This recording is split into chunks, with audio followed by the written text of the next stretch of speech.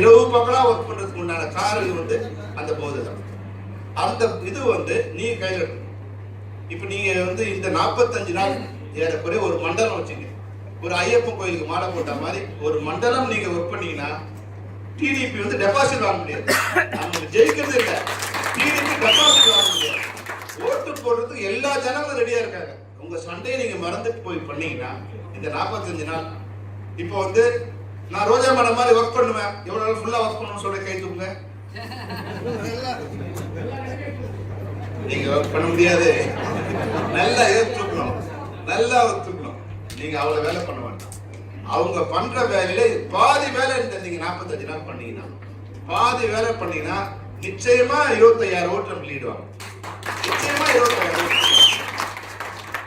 அதனால தயவு செய்து இந்த 45 நாள் நம்மளுடைய சண்டையெல்லாம் மறந்து, நம்மளுடைய இன பிரச்சனை எல்லாம் மறந்து, அதாவது இதுல வந்து ஒரு மகாபாரதத்துல ஒரு இது இருக்கு, சேயிங் இருக்கு. அதாவது என்னன்னா, துரியோதனனை வந்து துச்சாதனை வந்து ஒரு ராட்சசன் அடிக்க, ஒரு ராஜா வந்து அடிச்சிருப்பாங்க. அப்ப வந்து தர்மன் சொல்லுவான், தர்மன்கிட்ட வந்து சொல்லுவாங்க, ஐயோ துச்சாதன் அடிச்சிட்டு இருக்காங்க. பக்கத்துல சொல்லுவான், சாப்பிட்டா பண்ணுவான். அப்ப தர்மன் சொல்லுவாங்க, டேய் நம்ம அடிச்சுப்போம், நமக்குள்ள சண்டை வந்தா நம்ம 5 பேரு அவங்க 100 பேர்ரா, நம்மள ஒரு அடிச்சா நம்ம 105 பேர்ரா, நம்மள ஒரு அடிச்சா நம்ம 105 பேரு. அப்ப நம்ம இங்க வந்து ரூரல்ல வந்து வீரகுப்பத்துல 7 ரெட்டிக்கு 3 ரெட்டிக்கு தகராறு வரும். ஆனா எம்எல்ஏ எலெக்ஷனா நாங்க ஒய்சிபிடா ஒரே கொடிடா, எங்க கொடி அடிச்சு விடுவோம் நான் சொல்றேன். அத வந்து அவங்க புரிஞ்சுக்கணும். அதனால நீங்க வந்து இந்த 45 நாள் ஒரு வீடா நீங்க ஒவ்வொரு ஓட்டரையும் 3 முறை நீங்க சந்திக்கணும். தயவு செய்து சொல்றேன், 3 முறை சந்திக்கணும். அப்பதான் அவங்களுக்கு என்ன சொல்லணும்னா, நான் ஒரு விஷயம் வந்து சொல்றேன். லாஸ்ட் டைம்ல வந்து கவர்மெண்டோட நல்லதெல்லாம் வந்து அந்த லீடர் நினைச்சவங்க மட்டும் தான் போச்சு. அந்த டிடிபில யாரெல்லாம் லீடர் அவங்க நினைச்சா போச்சு. ஆனா இப்ப வந்து எல்லாருக்குமே போயிட்டு இருக்கு. பல இடங்கள்ல வந்து அவங்களுக்கு எலிஜிபிலிட்டி இல்லைன்னா கூட போயிட்டு இருக்கு. நல்லா தெரிஞ்சுங்க. நீங்களே சொல்லிருக்கீங்க, சார் பண்ணி விடலாம் சார், பென்ஷன் கொஞ்சம் அட்ஜஸ்ட் பண்ணலாம் சார், 1000 ஸ்கொயர் ஃபீட்ல சார் 4000 ஸ்கொயர் ஃபீட்டுக்கு கொஞ்சம் அட்ஜஸ்ட் பண்ணி கொடுங்க, நம்ம பண்ணிக்கலாம், நம்ம இது பண்ணி கொடுக்கலாம். நம்ம அது போல ஏறக்குறைய தொகுதி முழுக்க ஒரு 25-30% அது மாதிரி நம்ம வந்து நம்மளோட உதவியால அவங்க எல்லா திட்டங்களும் அனுபவிச்சுட்டு இருக்காங்க. அவங்க நமக்கு துரோகம் பண்ணாங்கன்னா அடுத்த வரைக்கும் நம்ம உதவி பண்ண மாட்டோம், உபத்திரம் பண்ண மாட்டோம், ஆனா உதவி பண்ண மாட்டோம். நம்ம உதவி பண்ணலாமே அப்படி கட்டாயம். துரோகிகளுக்கு எதிரிகளுக்கு நெக்ஸ்ட் டைம் நம்ம உதவியே பண்ண மாட்டோம். நம்ம வேற மாதிரி இருக்கும். நம்ம எரிச்சவாயம் கிடையாது. இது வரைக்கும் நம்ம வந்து ரூலிங்ல வரல. ரூலிங்ல வந்த உடனே எல்லாருக்கும் நம்ம உதவி பண்ண ஆரம்பிச்சு எல்லாருக்கும் உதவி பண்ணணும். நல்லவன் கெட்டவன், ஒய்சிபி டிடிபி பிஜேபி யாரா இருந்தாலும் உதவி பண்ணணும். உரியவங்களுக்கு உதவி பண்ணது வேற, ஆனா பல வகையில வந்து இல்லாதவங்களுக்கு உதவி பண்ணிடலாம். அடுத்த முறை அது மாதிரி நாங்க வந்து எரிச்சவாயத்தனமா இருக்க மாட்டோம். அதை மட்டும் எல்லாருக்கும் சொல்றேன், உங்க லீடருக்கும் சொல்றேன். இதுல யாராவது வந்து கொஞ்சம் பேர் நம்மள வந்து ஏமாத்திர நினைச்சா, துரோகம் பண்ண நினைச்சா, துரோகிகளுக்கு என்ன மாதிரி அழைப்படுத்திருக்கும் தெரியும் இல்லையா? இன்னைக்கு வந்து நீங்க எவ்வளவு பேர் லீடர்ஸ் இருக்கீங்க? ஒரு மண்டலத்துல 100 பேர் லீடர்ஸ் இருக்கீங்க, ஆமாவா இல்லையா? லாஸ்ட் டைம்ல எவ்வளவு எப்படி இருந்தது? ஒரு ரூம்ல உட்காந்துக்கிட்டே அவங்களை கூப்பிட்டு இது வச்சுங்க, இது பண்ணுங்க, இது பண்ணுங்க, இது பண்ணுங்க. நாங்க உங்களை பார்த்ததே இல்லை, நீங்க என்ன வேலை செய்யணும் தெரியாது. யாராவது கொஞ்சம் பேர் 10 பேரை 20 பேர் தெரிஞ்சிருக்குமே தவிர எல்லாம் வந்து ஒரு சேனலா இருக்குது. லீடர் எங்களை பார்க்கணும்னா கூட ஒருத்தரை கூப்பிட்டு தான் இங்க வரணும்.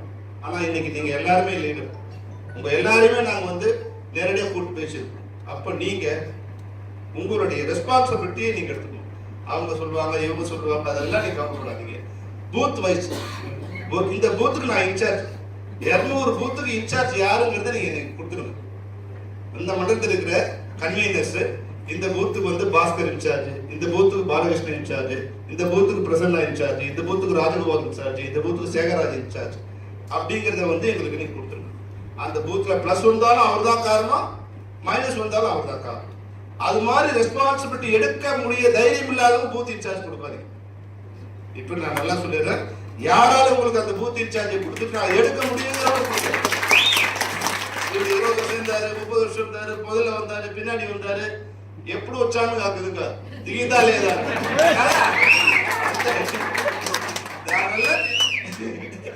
அதனால முடியும்.